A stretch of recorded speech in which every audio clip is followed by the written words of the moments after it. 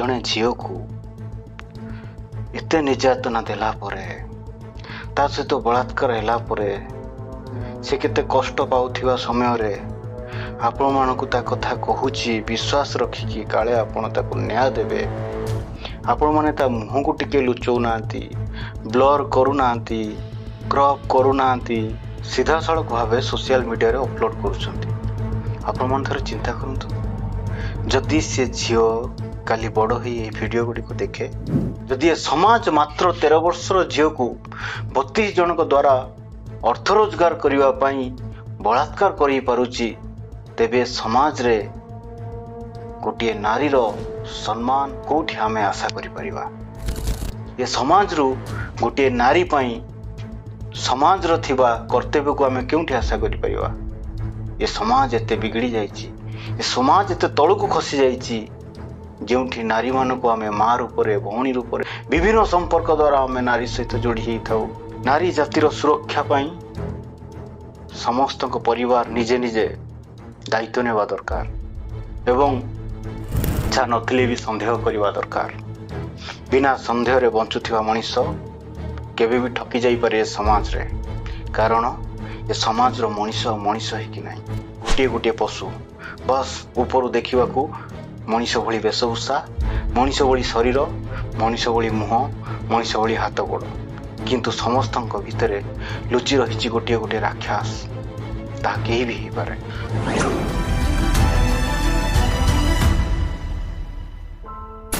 नमस्कार, आपण मानक स्वागत करछु धर्म रक्षा को।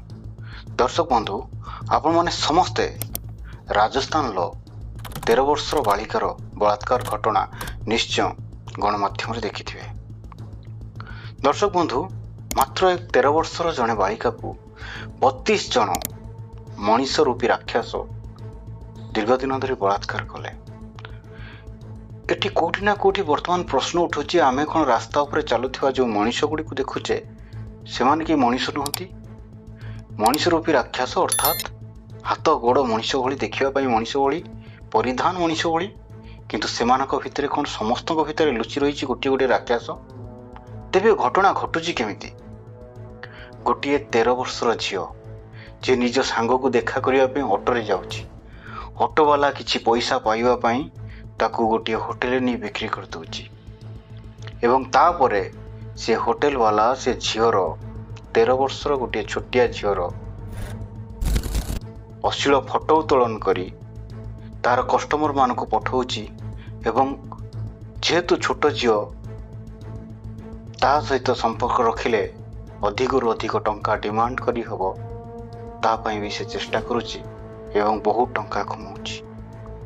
दर्शक बंधु, कौन से होटेल वालार गोटे झील नथिबो, से होटेल वालार कौन माँ नथिबो, ना से ऑटो वालार माँ नथिबो, ना से ऑटो वालार झील नथिबो, ना जो माने जाइकी बलात्कार करथिले सेमानकर भौणी नथिबो। तेबे प्रश्न होउची, कौन वास्तव रे मनीष मानक भितरे कली जुगरे आ मानविकता नहीं? कौन सतरे आमे कहि परिबा कि आमे जंगल नष्ट करिदवा द्वारा जो पशु गुड़िक थिले सेमानक आत्मा मनीष होई जन्म होईची एवं सेमानक भितरे पाशविक प्रयास जारी रहिची? तेबे आमे विश्वास काहाको करिबा?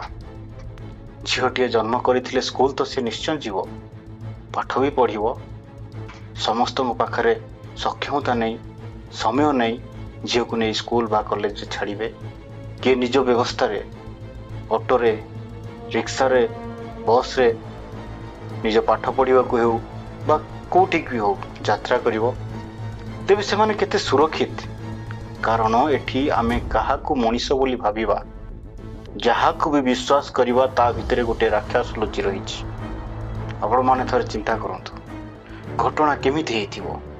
गोटे 13 वर्षर झियो को निशा देई बारंबार एकाधिक लोकमानक द्वारा बलात्कार करिबा, से होटेल भितर चित्कार करुथो निज जीवन बंचेवा पई, से होटेल भितर से भिक्षा मागुथो समस्त पाखरे ताको बलात्कार न करिवा पई, किंतु जो माने बलात्कार करुथिबे आप माने चिंता करंतु से माने केउ प्रकार मनीष होइथिबे।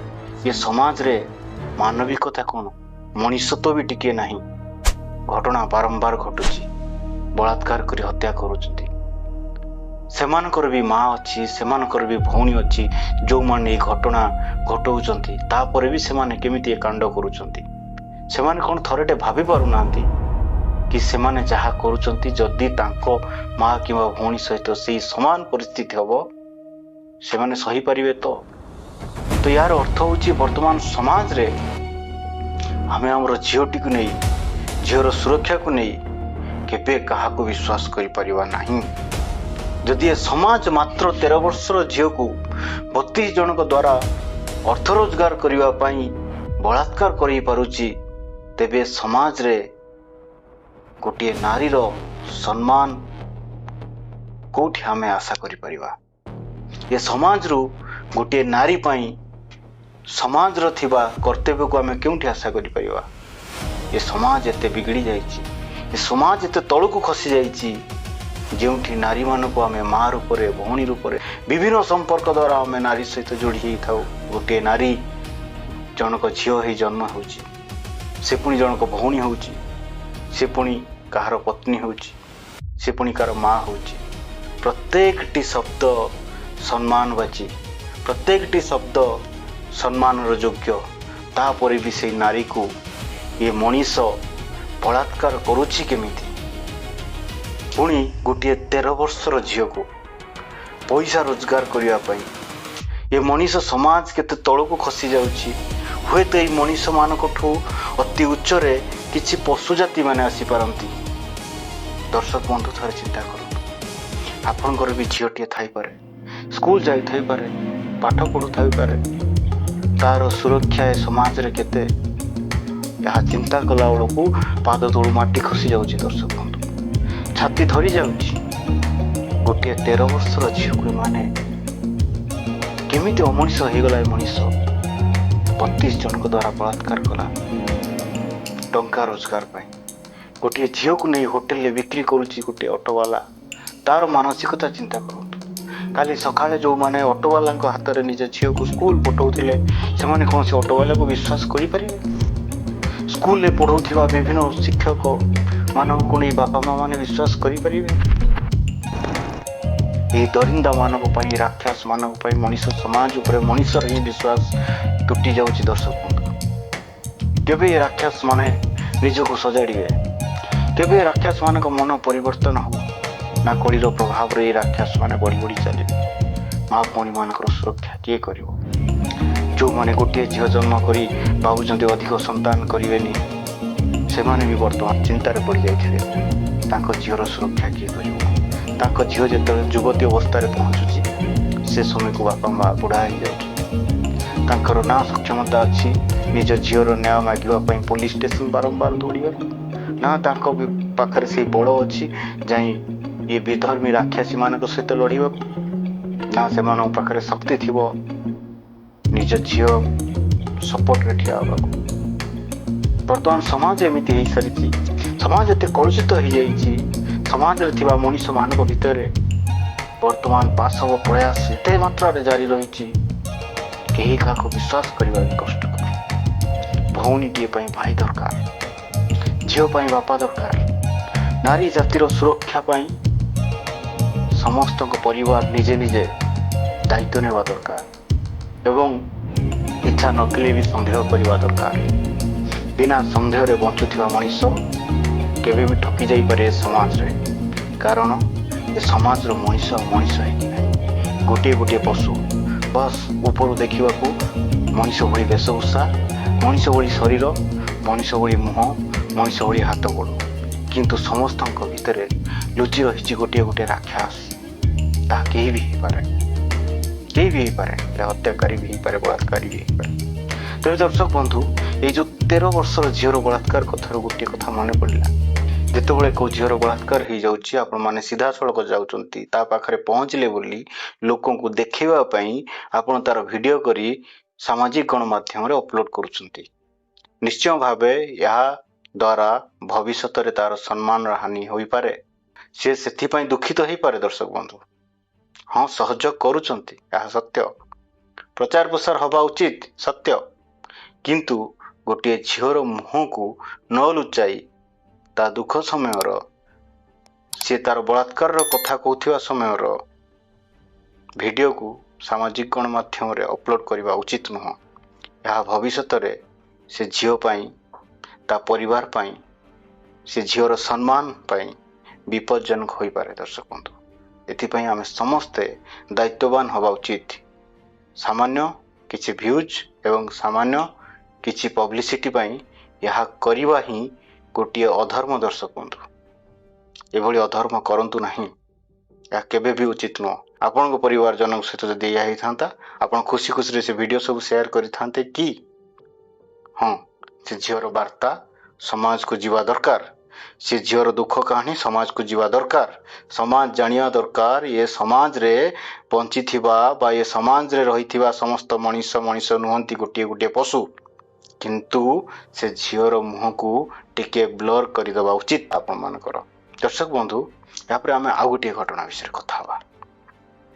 ଯଦି ଆମ ଦେଶରେ, ଏହା ସବୁ ଦେଶରେ ଘଟୁଛି, କେବଳ ଆମ ଦେଶରେ ନୁହଁ, କିନ୍ତୁ ଘଟଣା ଯେହେତୁ ଘଟିଛି ଆଲୋଚନା କରିବା ଉଚିତ।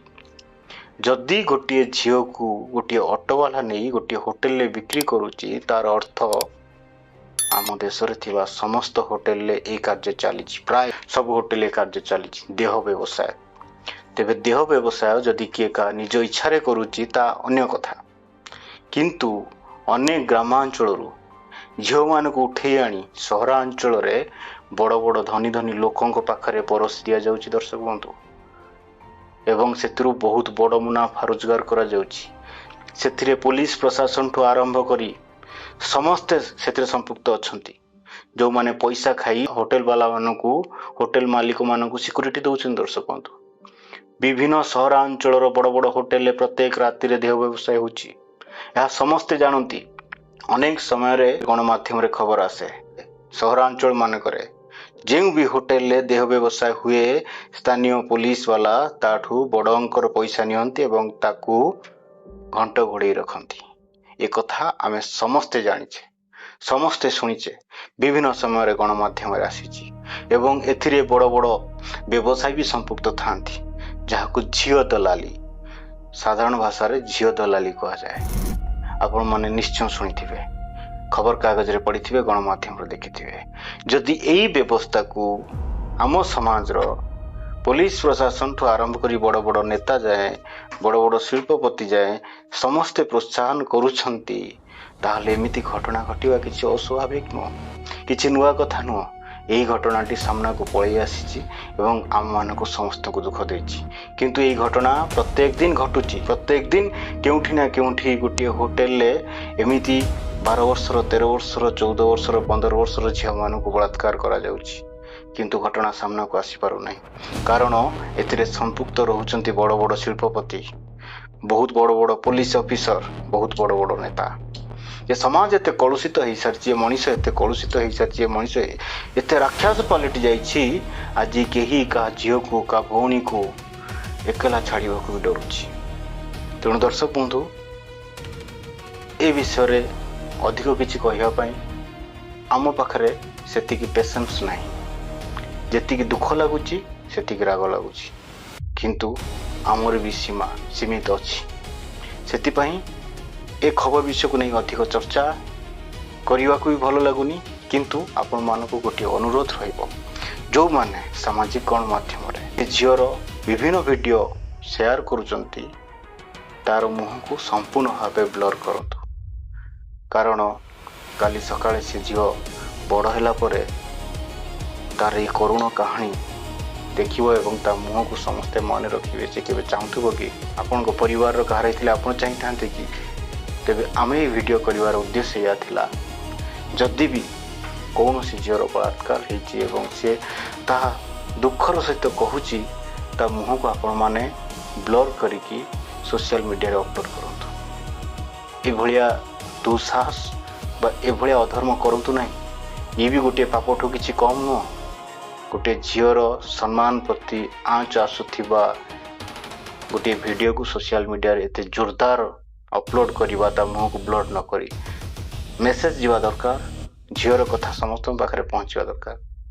କିନ୍ତୁ ଝିଅର ଅରିଜିନାଲ ଭିଡ଼ିଓର ମୁହଁକୁ ବ୍ଲର କରିବା ଆମର ନିଶ୍ଚୟ ଗୋଟିଏ କର୍ତ୍ତବ୍ୟ ବୋଲି ଆମେ ଭାବୁଛୁ। ଆପଣମାନେ ଯାହା ଭାବୁଥିବେ ଆପଣମାନେ କରିପାରନ୍ତି। ତେବେ ଏହି ଘଟଣା ପ୍ରତି ଆମର ଯାହା ମେସେଜ ଥିଲା ଆମେ ଆପଣଙ୍କ ପାଖରେ ଉପସ୍ଥାପନ କଲୁ। ବିଚାର ଆପଣମାନଙ୍କର।